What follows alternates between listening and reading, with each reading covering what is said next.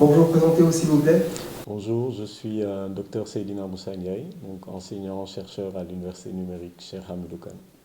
Première question, une définition qui a plusieurs interprétations et qui divise assez auprès des acteurs. Quelle est votre définition de l'intelligence artificielle, docteur? Ma définition de l'intelligence artificielle est assez simple et je pense qu'elle est commune dans le monde scientifique. C'est de faire à l'ordinateur, à des machines, un même comportement que l'humain, que ça puisse être le raisonnement ou bien réfléchir et agir comme un humain. Quelle est votre évaluation générale du niveau d'adoption de l'intelligence artificielle au Sénégal? Au Sénégal, on est quand même très en retard par rapport au reste du monde et c'est global quoi. Mais pour l'Afrique, bien que l'Afrique a différentes, il y a différents niveaux au niveau africain, il y a des pays qui sont beaucoup plus avancés que les autres. Au Sénégal, on a quand même un assez grand retard. On en parle beaucoup, mais concrètement, dans la mise en œuvre, on a très très peu de solutions en fait qui marchent.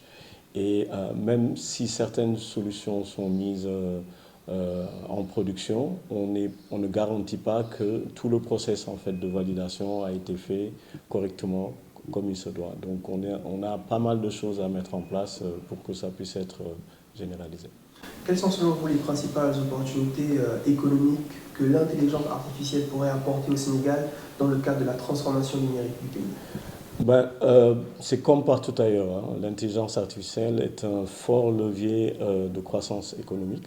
Donc, si on adopte ça au niveau du Sénégal, on pourra améliorer nos processus de production, on pourra améliorer même notre façon de voir notre économie nationale et notre positionnement stratégique.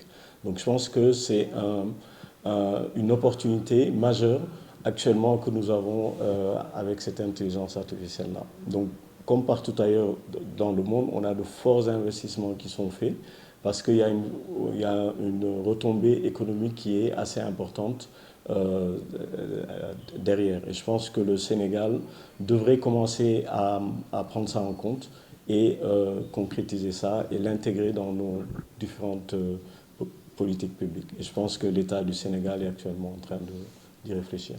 Justement, pour y arriver, quels sont selon vous les défis auxquels le Sénégal est confronté pour intégrer l'IA dans son tissu économique et administratif? Le gros problème, hein, et c'est partout ailleurs la même chose, c'est un problème d'écosystème. Je ne parlerai pas des différents trucs. Classiquement, ce qu'on dit, c'est qu'il nous faut beaucoup de ressources humaines, donc les talents, il nous faut avoir une grande capacité de gestion de la donnée et il nous faut beaucoup de puissance de calcul. Ça, c'est ce que tout le monde dit et c'est classique. Mais concrètement, en fait, ce qu'il nous faut surtout, c'est un écosystème. C'est-à-dire avoir tous les acteurs et avoir tous les ingrédients de cet écosystème et qui fonctionnent bien ensemble pour pouvoir implémenter de façon efficace l'intelligence artificielle et l'utiliser en fait pour que ça puisse être très bénéfique pour le pays. Le Sénégal s'apprête à adopter une nouvelle stratégie de transformation numérique, SN 2034, appelée aussi New Deal technologique. Quelles sont vos attentes en ce qui concerne l'IA? Dans cette nouvelle stratégie, j'ai eu la chance de participer et j'ai eu beaucoup d'interactions avec le ministère. On a un fort volet IA qui est dedans. Et ce qui est intéressant dans cette nouvelle stratégie, c'est que ça englobe les autres stratégies. Vous savez que le Sénégal a une stratégie donnée et le Sénégal a une stratégie IA. Et dans le New Deal technologique, on va se concentrer en fait sur la mise en œuvre de ces deux stratégies, cumulativement avec toute la stratégie en fait de upgrading en termes technologiques, c'est-à-dire en termes d'infrastructure, en termes de talent et autres. Donc, dans le New Deal technologique, en fait, ce qui va se passer, c'est qu'on aura la concrétisation en fait de toutes ces stratégies-là. Donc, on attend beaucoup en fait de cette stratégie. On espère que d'ici la fin de ce mois de janvier, que ce sera lancé et qu'on passera à la mise en œuvre. Et cette mise en œuvre-là, on y tient beaucoup. L'écosystème attend ça beaucoup en fait pour passer à autre chose et accélérer la croissance du Sénégal. Alors, l'intelligence artificielle est souvent perçue comme une menace pour l'homme, et certains en voient même une sorte de théorie de grand remplacement. On parle aussi de menace pour l'emploi, et cela se fait peu à peu ressentir du côté de la Chine. Vous, concernant cette théorie du grand remplacement, de la menace pour l'emploi que pourrait représenter l'intelligence artificielle, qu'en pensez-vous? Non, je pense que c'est un peu exagéré. C'est-à-dire que bien sûr, il y aura des emplois qui vont disparaître, ça c'est sûr, mais il y en aura d'autres qui vont se créer. Et la transition, en fait, se fait de façon un peu naturelle, hein, comme toutes les technologies.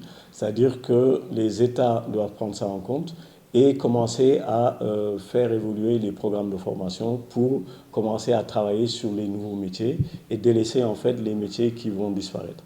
Donc il faut juste s'adapter. Donc comme toute technologie qui arrive, il y a des pertes d'emplois et de nouveaux emplois. Mais par contre, par rapport au grand remplacement, on est très très loin de ça.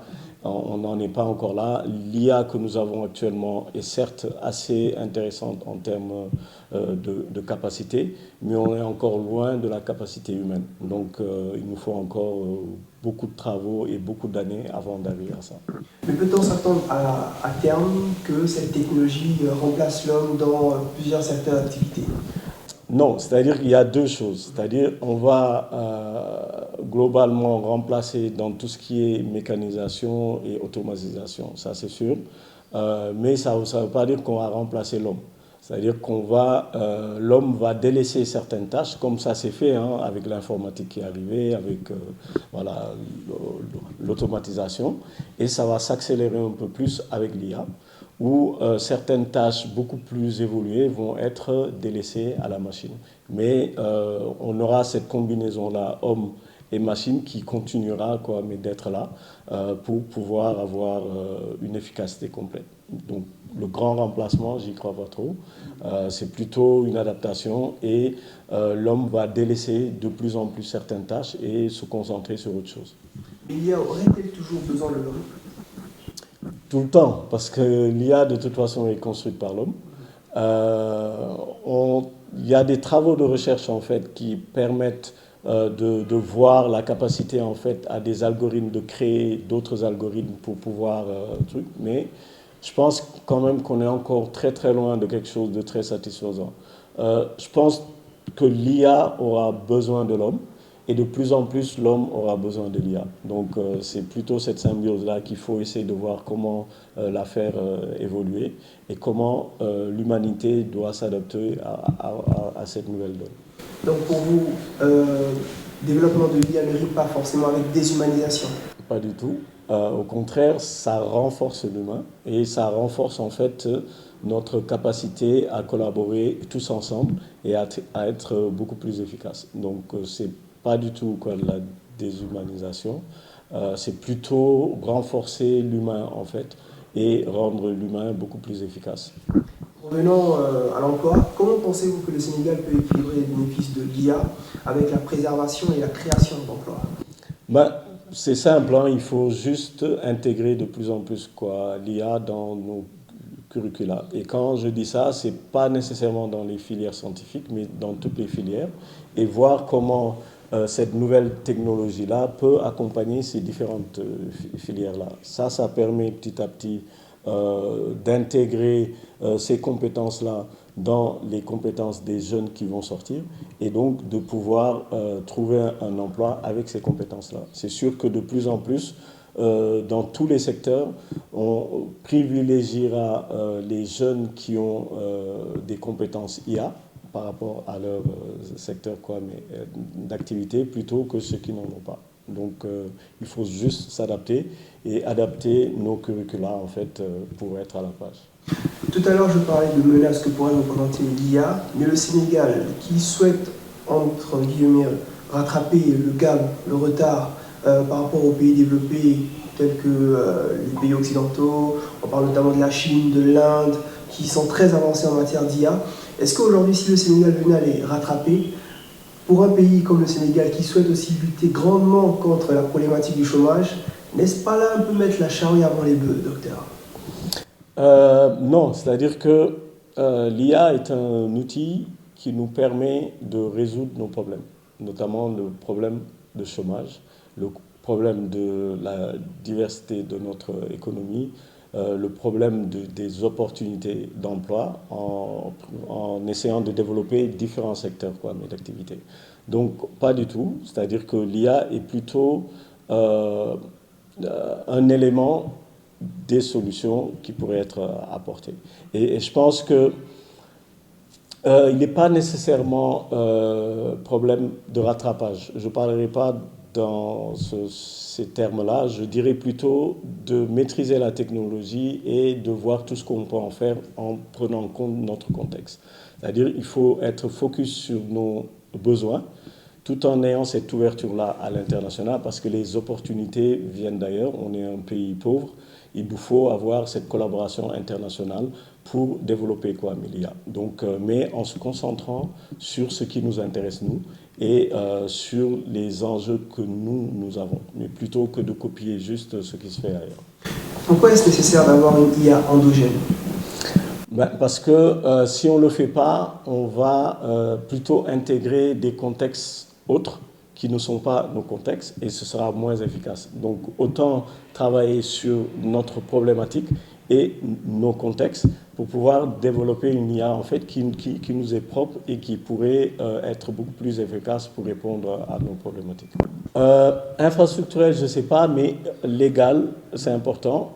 Donc d'avoir un cadre au moins pour permettre au développement de l'IA d'être bien encadré. Parce que ce qu'il faut éviter, c'est que tout le monde vienne dire qu'on fait de l'IA sans que cette IA-là ne soit maîtrisée, qu'on ne sache pas si ce qui est produit est vraiment pertinent et efficace, et qu'on prenne ce type de solution-là et qu'on le mette dans des situations en fait qui impacteraient l'homme.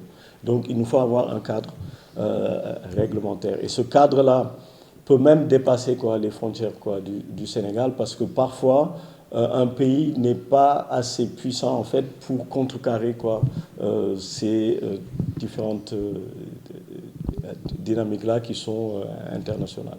Donc oui, il nous faut un cadre et le Sénégal est outillé pour commencer à travailler sur ça et doit travailler au niveau sous-régional et au niveau africain et même au niveau global, d'être autour de la table, là où on discute les grands enjeux en fait par rapport à la gouvernance mondiale de l'IA. Vous êtes favorable à une coopération sous-régionale pour l'IA ? Tout à fait, c'est nécessaire. Il faut travailler sous-régional, africain et continental. Et l'importance des données dans tout ça ? Les données sont actuellement très importantes parce que la technologie, là où c'est le plus utilisé actuellement, il nous faut beaucoup de données. Et d'avoir des données au niveau local, c'est très important. Il nous faut avoir cette culture de la donnée que nous n'avons malheureusement pas. On a beaucoup de systèmes, mais très peu de systèmes en fait qui, en réglant un problème, gèrent également toutes les données qui sont bien générées pendant qu'on règle ce problème-là. Donc cette culture-là, de données-là est très importante. Et je pense qu'avoir une stratégie des données au niveau du Sénégal était une chose très pertinente qui nous permettrait de développer cette culture-là et de collaborer à travers la sous-région aussi, parce que les données sont transfrontalières et au niveau global aussi, parce qu'au niveau africain aussi, il y a cette réflexion qui est faite et il faudrait qu'on puisse collaborer. Et il y a l'IoT aussi, l'un des piliers fondamentaux de l'intelligence artificielle. Oui, mais l'IoT, c'est pas fondamental pour l'intelligence artificielle, c'est autre chose. C'est combiné, on peut avoir beaucoup plus de données. Il faut savoir comment ça marche, quels sont les impacts et travailler en fait pour bien encadrer ça. Et travailler pour utiliser, pour bien collecter de la donnée et aussi partager de la donnée, parce que c'est important de partager de la donnée si on veut aller plus loin. Donc oui, tout à fait. C'est un élément aussi où il faudra bien voir les impacts et les enjeux. Docteur, merci. Je vous en prie.